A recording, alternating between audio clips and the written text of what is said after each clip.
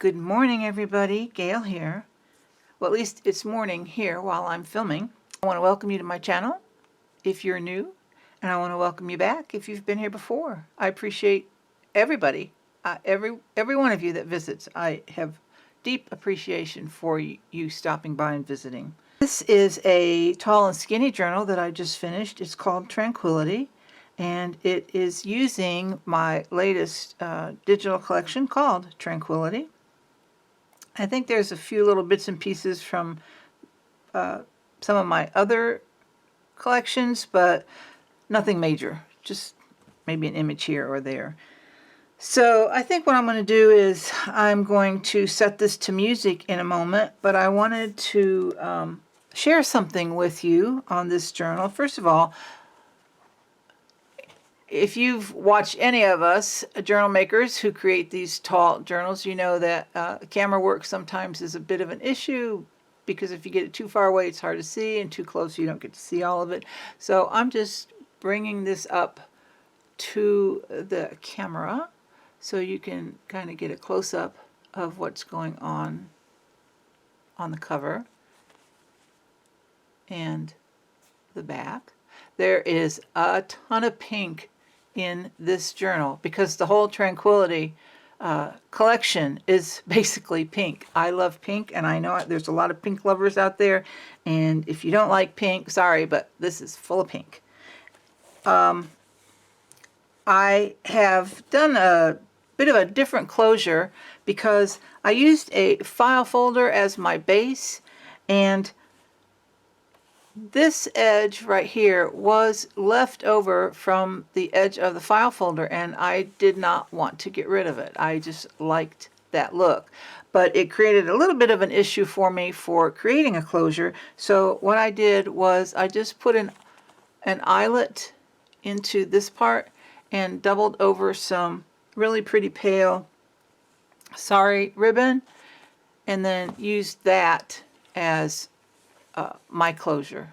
So that's how I did that closure. And there's some lace on the edge, on the spine, excuse me, and some vintage wallpaper on this part of the file folder, and then some more lace over that. But what I wanted to share with you was, if you create journals, if you've never heard of this, it's called microglaze. Let me put it up here so you can see it. Microglaze. And it's from Judikins. And what this is for is it's a wax. It's like a wax. And it's supposed to give your artwork a smudge resistant waterproof finish. You can buff it. And the important thing to me was that it is supposed to protect inkjet printing. So I am starting to use this on my covers. I like the matte look, and I wanted to keep that look, and this microglaze gives it to me.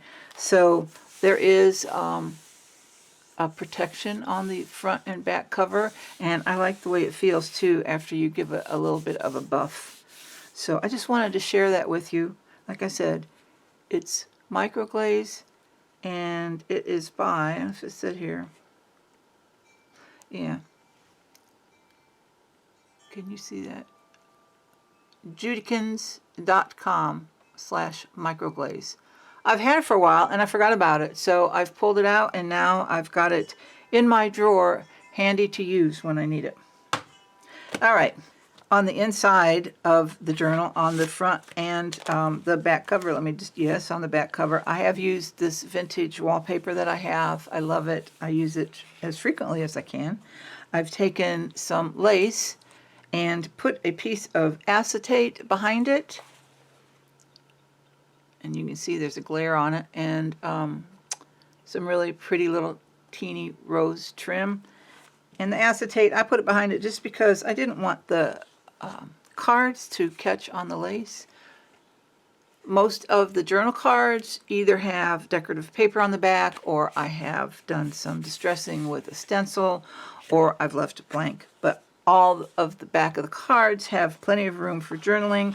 There are other pages in here that you can journal on. I think that's most of what I need to tell you. So I think what I'm going to do, I've added little labels in places, and I have used Sampool design stamps. So I think what I'm going to do is set this to music, and we'll just go through the journal so it doesn't take forever.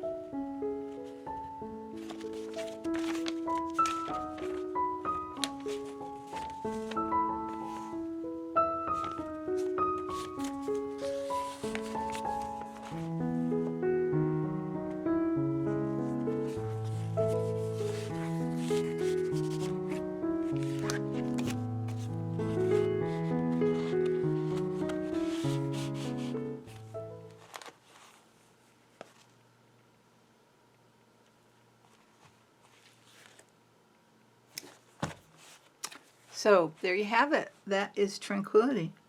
It'll be listed in my Etsy shop when you see this video.